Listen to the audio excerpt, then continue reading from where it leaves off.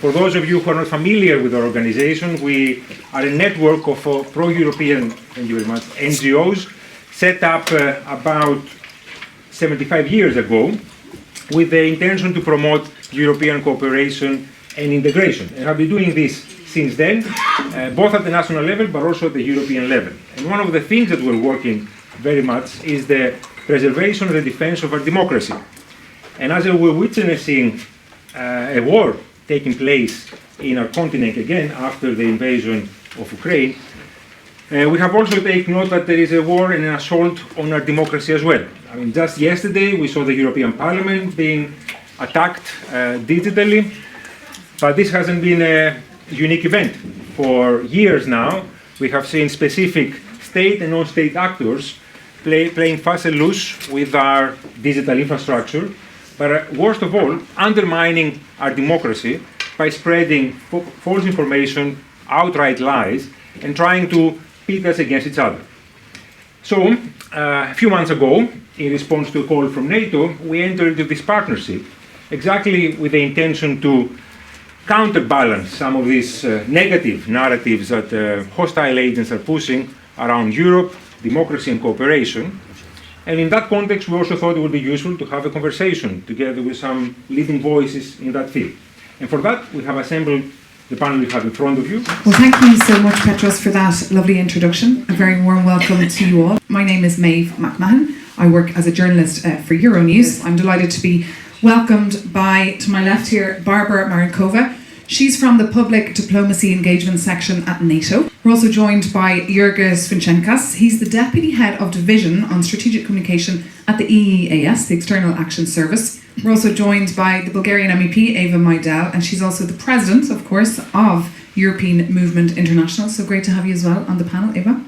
And last but not least, we're joined by Maria Giovanna Sessa. She's a senior researcher at the EU Disinfo Lab. That's an independent non-profit focusing on tackling disinformation campaigns. So without further ado, I would like to start perhaps with Eva Majdal, our MEP on the panel, just to hear more about that cyber attack that impacted the Parliament this week and how worrying it was in that moment and how vulnerable is the European Parliament to things like this happening again in the future. Good evening, everyone, and thank you very much for having me. Glad to see such a packed room on a very important topic. And indeed, as Mehab said, yesterday at midday, the Parliament declared Russia as a state that sponsors terrorism. And just a couple of hours later, our website and most of the external communications were down. Indeed, it was a sophisticated attack known as the DDoS attack, the Distributed Denial of Service attack. Then a pro-Kremlin group did claim responsibility. Actually, the Belgium National Cybersecurity Center has confirmed that there is an investigation currently going on at an EU level to find more. But I think what this incident demonstrates clearly and highlights our serious challenges that we face before us to protect our democracies and our infrastructure as well from harm. Because just a couple of weeks ago, we've witnessed the attacks on the Nord Stream pipelines that demonstrated the vulnerability and fragility of our critical infrastructures. One day it could be, internet cables. The next day it could be our hospitals, and later could be an electricity grid, for example. So I think in order for us to be, more resilient and better prepared, yes, on one hand, we need to make sure that we are more resilient and we have a concrete way to respond to those incidents. And I'm happy that over the past couple of weeks, we've concluded the work on an important directive known as the NIS2, and I was one of the rapporteurs on that directive, which precisely works in that direction. But I believe tonight's discussion will focus more on that war on our democratic values as well. But I think it's important to flag that Russia and other malicious actors are trying to attempt to undermine our security, our critical infrastructure, but also the way our democracies behave. Thank you so much, Eva. I would like to hear from yourself now and get the perspective from NATO, because it seems that Russia is succeeding on attacking our democracies just by what it's doing and also by these kind of attacks. Whether it's about resilience, about critical infrastructure, about cyber attacks, I mean, all of this we have been witnessing, unfortunately, way before the 24th of February. Maybe it was not so much in the public eye or the public attention, but pretty much since 2014, Russia's illegitimate annexation of Crimea, we have seen this sort of, as we call it, hybrid threats being pushed, not just in Ukraine and also other neighbors in the region, Moldova or Georgia, but also across our countries. Our individual allies. From NATO's perspective, we have tried to step up the game and be prepared. Over the years, we took several initiatives to strengthen particularly the cyber defenses. We have declared cyber as a special operational domain, so when we do exercises, for example, everything we do also always includes the cyber part, including now space domain. So this is a whole package of our deterrence and defense. We approved a new strategic concept, which is sort of a strategic document for NATO, only second to our founding treaty. And this new strategic concept from this summer is very clear on some of these points, and in particular on enhancing our resilience, whether it's national or collective resilience, because if we don't have strong resilience in every single member state, we cannot do effectively our collective defense. And another thing perhaps I will mention in the new strategic concept that we haven't done before and we're paying much bigger attention to is also the question of disinformation. And here I quote directly that the challenges that are posed by authoritarian regimes to our interests and values include also interference in our democratic processes and institutions, as well as promotion of disinformation campaigns. So we are very much tracking all of this, but obviously we need to have policies in place and practical steps and actions to be able to do our job. And sure, and we can pass on the microphone there to Jurgis, because putting policies in place and researching is exactly, I guess, your day job. So just tell us a bit more about what you've been up to for the last few years in this area. Disinformation is now becoming a bit of a catch-all term, a very political one, very much related to the content, right, of what is out there in terms of the messages.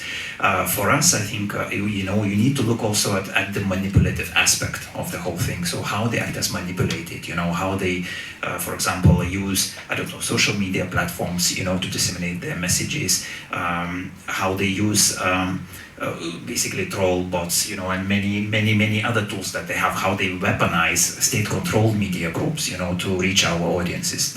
So for us, first of all, as I say, first we needed to understand the threat, understand our own vulnerabilities, and then essentially figure out the ways how we can respond to it. And I think one good sort of way to approach, this response is think how we can impose the costs on the attackers. How can you make, their life more difficult, either by exposing, what they do, either, trying to deter such attacks, or maybe also, make our societies more resilient to these attacks. So basically working a little bit what we call upstream, working against the actors, and working downstream, basically making our audiences in our countries more resilient themselves. You want to stop there and we can bring in the perspective from Maria. Perhaps a reaction to what Jurgis said there about that term disinformation being a catch-all term, because your organisation, of course, is the EU Disinfo Lab. And also, I'm curious to hear, were you surprised when you saw that attack take place, that cyber attack just yesterday? I would say that these things nowadays never come as a surprise anymore, actually. It is a completely different point of view, of course, but we were ourselves the targets of a cyber attack some time ago, following one of our investigations. And in this regard, I agree, of course, with the whole conversation about the EU wanting to improve resilience of civil society, and that's crucial. But for instance, to do so, one thing that is fundamental is core funding to organizations such as the EU Disinfo Lab and others. And this is also comes in the form of help with legal support, with cybersecurity aspects. For instance, when we were the target of a cyber attack some time ago, we did not receive any help whatsoever from EU-based organizations or member states. We actually had NATO reach out to us and put us in contact with FireEye, I believe they're now called Mediant, who is an organization that pro bono helped us with legal support when we desperately needed so, and probably they are also, thanks to them, that we're still here having this conversation right now.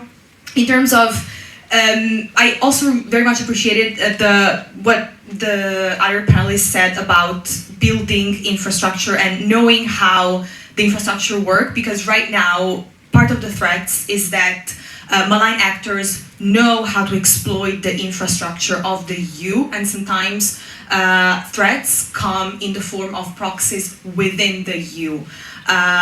For instance, in our latest investigation, Doppelganger, where we found a network of domain names that were actually mimicking, impersonating actual media, some of the software companies that they were relying on were based in Estonia, so a EU member state. And last but not least, what I would like to say is that an important thing to build resilience and to work on the infrastructure is to actually put in place existing legislation, because these actors are continuously given a free pass not to respect trademark laws which are in place, not to respect GDPR laws which are in place, and this is very difficult but at the same time very simple. This happens because it's difficult to perform attribution, to find actually who these actors are, but this is definitely not an excuse not to do so, and I will stop it right here. Okay, you will stop, and Eva wants to jump in already, and I'm sure you'll react as well to that last point. I just wanted to very briefly bring in one more example that followed after we've adopted the very concrete resolution. Actually, I think it was a very needed resolution. We started calling things with the names directly, and we also mentioned the terrorist organization, as a terrorist organization, the group Wagner. And as a consequence, we also got another threat or attack. I just received the news prior to the event that the owner of that organization has sent an actual real hammer to the European Parliament with the Wagner logo type on it and bloodstains on it.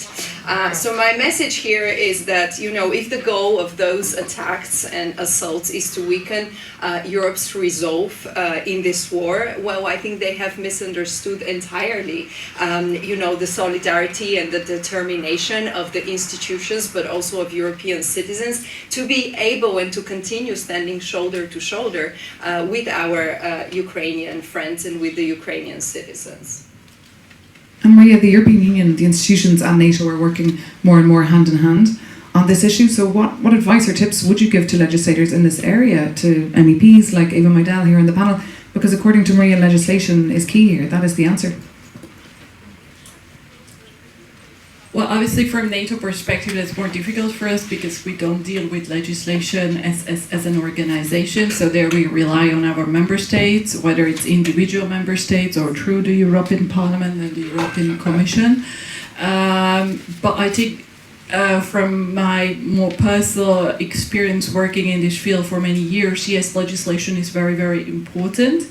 But I think there are also other elements, including social behavior, social norms, moral values, education, and also the importance of independent media.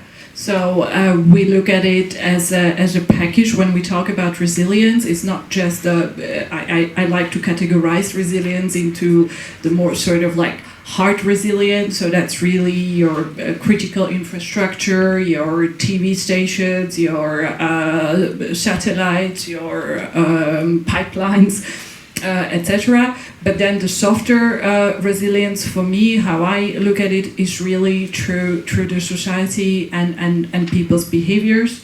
And that also includes a very important role that independent media do play, but also a lot of the organizations, whether it's NGOs or other grassroots civil groups like Maria's or the Bellingcat, and there is a proliferation of them over the years.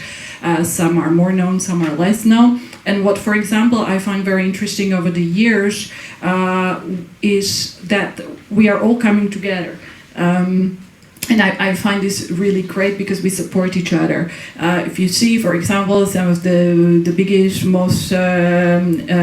biggest international media outlets quoting, for example, the research of the Bellingcat, or reaching out to the disinfo warriors, as I call them, and giving them their media platforms to present their work. So that helps to get the message out more broader to the more broader audiences. It is institutions like ours, NATO, EU, working with these organizations, having them over, briefing our member states, briefing our leadership, as giving some financial support to them. And I think the ecosystem that we have created since 2014, I think is a very important tool, because not one organization can do it alone. One media platform cannot do it alone. So only if we work together, I think we might have, and hopefully we have some impact. So these tactics and techniques, they always change. I mean, these bad actors, they think and plan their attacks strategically and very comprehensively, and very often they base these attacks also on very solid, polling or focus groups analysis to understand what are the fears in our society, what are the issues that divide us, and so on and so on. So we have to be also strategic, in our response, and also comprehensive in our response. So trying to understand, how they work, trying to share these incidents with the partners, so that all member states, for example, are aware, how manipulations are happening, that, G7 or NATO are also kind of aware in the loop of how this is happening. That only in this way we can sort of comprehensively respond to that. Otherwise, we'll be just sort of fighting our own little battles without seeing the bigger picture. Regarding the support for Ukraine waning a little bit across the continent, I've seen it in my home country in Ireland. I've seen it in Greece. I spoke to our Greek correspondent recently on the same day that many people in Athens took to the streets to protest against the cost of living and the fact that they're feeling it now in their pocket, and they're losing patience and they don't want to support the war anymore. In fact, he told me many people want Ukraine to go as far as compromising in order for the war to end. So you, as a politician who obviously wants to stay in power, what sort of message do you convey? How do you be honest and bold, as you say, and tell people the truth, but also reassure yourself that you'll still be in power soon? So yes, one of my messages was leadership for the politicians, but I think there's also two other points. And the second point is related to continuing to defend and stand by our values, by basically exposing them, showing them on a daily basis, by making our political system work. In many European countries, one of the reasons why Russia is able to plant this seed of unclarity, of doubt whether what is wrong and what is right, which over the years turns into a massive attack on disinformation, is because institutions and leaders haven't been strong enough in defending their positions, in explaining their positions. They basically, what the Kremlin regime awaits is when we don't agree on something, when there is a little bit of unclarity where a certain member state stands on a certain topic, this is when they see this opening in our society and they try to use it to divide us and to radicalize that issue. So we are far more, I think, fragile if our citizens do not believe our institutions, if our citizens do not believe the leadership of politicians and their decisions. So that's why I've always advocated for strong institutions.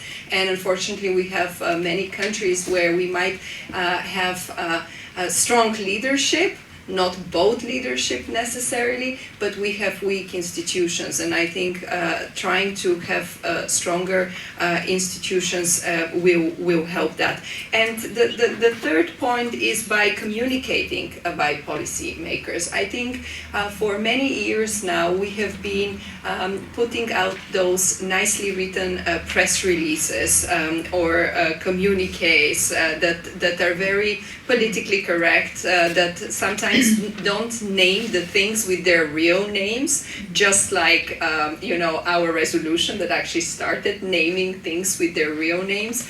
I think we need to be a little bit more direct and say, yes, there is someone responsible for this war. His name is Vladimir Putin and the whole Kremlin regime. And this is someone who has tried to turn his country into a military camp.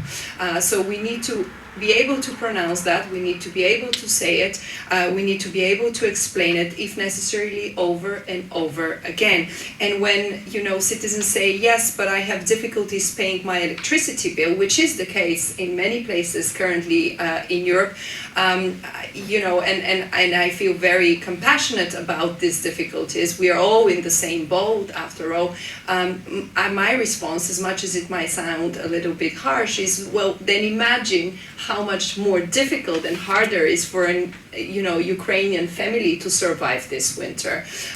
So it's difficult for us, but it's even more difficult for our Ukrainian friends. And I think here, if we don't tell that narrative, if we don't explain that in very concrete and direct terms, change our communication the way we have been doing it so far, otherwise someone else will be telling the story to our own citizens. And this is when I've said, the Kremlin regime tries to find a little crack, a little opening to try to exactly do this. So I think the biggest weapon from our side, from a positive side, as a European Union, as society, as democratic societies, is to have informed and active citizens on our side. Those citizens that are able to multiply that message, to go to different lengths, to spread, to educate, to find new channels of how to spread that message. But we have to be really way more clearer than we have been until now in our communication. Now it's time to elaborate on the last hour of discussions over a drink. That drink will take place downstairs, so I look forward to chatting to you all there. Thank you so much again to European Movement International for hosting, along with NATO. It's been great, and we'll see each other soon. Take care.